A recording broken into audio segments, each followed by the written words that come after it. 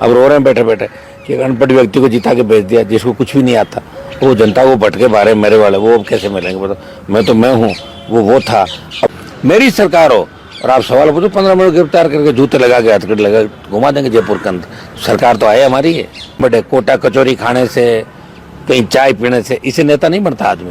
हनुमान बेनीवाल की भी आवश्यकता है, आरएलपी की आवश्यकता राजस्थान को है। और जिस दिन राजस्थान के सर्व समाज को एहसास होगा कि राष्ट्रीय लोकतांत्रिक पार्टी की हमें आवश्यकता, उस दिन राजस्थान आजाद हो जाएगा। कांग्रेस बीजेपी की दादागिरी खत्म हो जाएगी।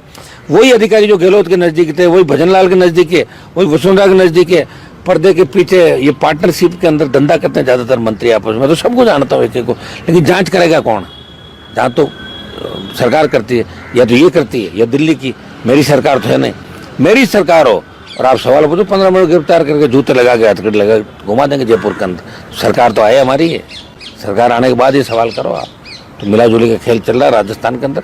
जिस तरह के हालात बन रहे हैं, जिस तरह गैंगवार की घटनाएं, जिस तरह का एस गाय बन गया, तो निश्चित रूप से अशोक गहलोत, वसुंधरा और भजनलाल तो बिल्कुल फेल्योर है। जब भी कैबिनेट की मीटिंग होती है, वो जैसे ही भजनलाल जी निकल जाते हैं, उसके बाद सारे आईएएस हंसते हैं भजनलाल जी के ऊपर। उनको इस बात का भी पता नहीं लग रहा है। ये तो उन लोगों में नाराज होते हैं जो उनके खिलाफ बयान देते हैं कि मेरे खिलाफ बयान क्यों दिया। अच्छी बात है, आपको सजग कर रहे हैं कि आपका ज्ञान बढ़े। कोटा कचौरी खाने से, कहीं चाय पीने से इसे नेता नहीं बनता आदमी। अभी कमल के फूल का ऊपर से आशीर्वाद, इसलिए आप नेता हो, आप लीडर नहीं हो। ऊपर का प्रसाद हो, प्रसाद दे दिया, ये राजस्थान को प्रसाद दे दिया। और दुर्भाग्य राजस्थान का कि ये जो हालात बने, आप देखिए इनके मंत्रिमंडल के लोग इनके खिलाफ बयान दे रहे हैं। पर्दे के पीछे हर व्यक्ति नाखुश, हर बीजेपी का एमएलए मंत्री कह रहे कौन सी सरकार ले आए, कौन सा सीएम ले आए। लेकिन डरते भी कई लोग वसुंधरा वापस नहीं आ जाए, क्योंकि वसुंधरा कार्यकाल भी लोगों ने देखा ठीक नहीं था। तो ये हालात राजस्थान को, इन हालातों से गुजरना पड़ेगा। कांग्रेस 5 गुटों में बंटी हुई है। पायलट का अलग गुट है, गहलोत का अलग गुट है, अलवर का अलग गुट है, कहीं और हो जाएगा गुट। 5 गुट कांग्रेस के, 4-5 गुट भारतीय जनता पार्टी के। तो अब लोगों को यही से गुजरना पड़ेगा। और अगर समझदारी से काम लेंगे नौजवान, तो पंचायत चुनाव और उसके बाद 28 के जो चुनाव है, उसमें मजबूती से अगर हमारी मदद करेंगे, तो निश्चित रूप से कांग्रेस बीजेपी का दिमाग ठीक कर देंगे राजस्थान के। बेनीवाल जी, आप कहते हो कि जो सरकार है वो निकम्मी है, लेकिन सरकार ये दावा करती है कि उपचुनाव हुआ तो हमारा नतीजा जो है वो 90% आया।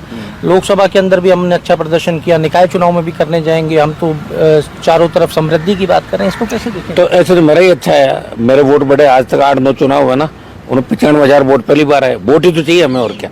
अरे एक एमएलए बन भी जाता है, कौन सा सीएम बन रहा था आरएलपी का।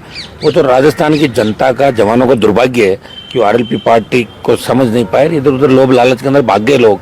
अब रो रहे हैं बैठे बैठे कि अनपढ़ व्यक्ति को जिता के भेज दिया, जिसको कुछ भी नहीं आता, वो जनता को भटके बारे मेरे वाले, वो अब कैसे मिलेंगे बताओ। मैं हूँ, वो था। अब लोग परेशान, लेकिन समय निकल गया।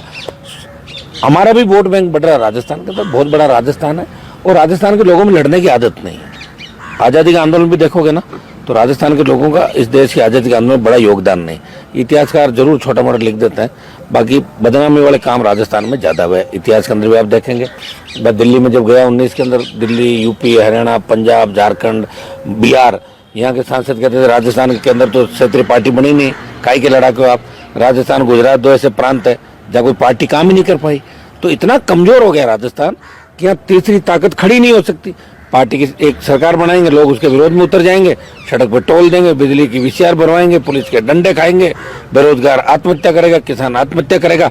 लेकिन फिर दूसरी पार्टी को वोट दे देंगे, फिर वो पार्टी आ जाएगी। तो जनता भी समझदार नहीं राजस्थान की।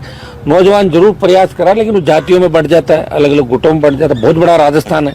हम भी अगर 5-7-10 जिलों में ध्यान देते तो 15-20-25 सीट निकल जाती। लेकिन 28 की लड़ाई हम पूरी मजबूती के साथ लड़ेंगे। हमारे पास संसाधनों की कमी थी, और अगर हम उसमें लग जाएं संसाधन के अंदर, तो फिर हम भी कांग्रेस बीजेपी की तरह हो जाएंगे। हम चाहते हैं कि ईमानदारी के साथ, बिना दबाव में हम लड़ाई लड़ें। और हनुमान बेनीवाल ने और आरएलपी ने देश में किसानों का नाम किया, राजस्थान का सम्मान बढ़ाया।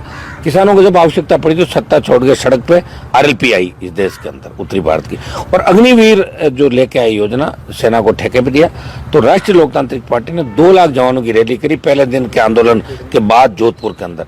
और आज भी आप देख रहे हैं कि अग्निवीर को खत्म कराने के प्रयास कर रहे हैं। और हमारे संघर्ष का ही परिणाम है कि अब आधे अग्निवीरों को रखेंगे, राज्य वापस भेज रहे हैं। 25% से 50% बढ़ाया। आगामी दिनों में बड़ा आंदोलन कर रहे हैं, दिल्ली की सरकार को झुकाएंगे और अग्निवीर को भी हम समाप्त कराएंगे। चाहिए, बीजेपी के लोगों को अपना वादा याद रखना चाहिए।